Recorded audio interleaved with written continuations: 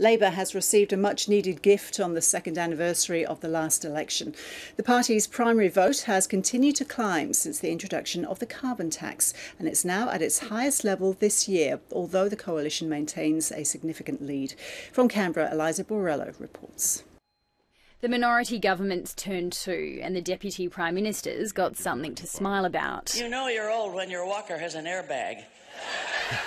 An enormous amount has been achieved. I mean, our economy is the standout developed economy in the world. Voters have not been kind to the Gillard government since it scraped into office after the August election in 2010. But the birthday has brought a happy return. Newspoll has the coalition's primary vote steady at 45%, while Labor's climbed 2 points to 35, a 7-point recovery in the last month. So what's behind the spike? The coalition says it's Labor's backflip on asylum policy.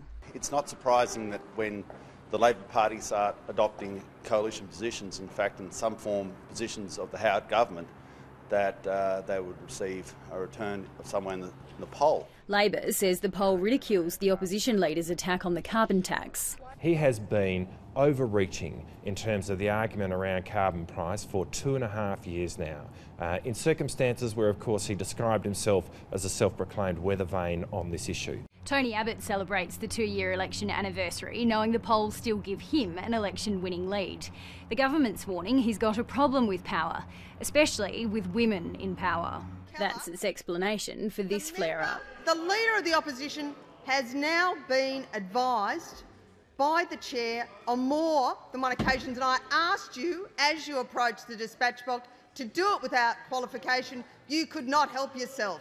Yesterday was a prime example of just how more unhinged he's getting when he was turfed out of Parliament, again because he just cannot deal with women in authoritative positions. The response she got shows very plainly that Mr Abbott's not used to taking orders from a woman, I think. He took his marching orders all the same. Eliza Borrello, ABC News, Canberra.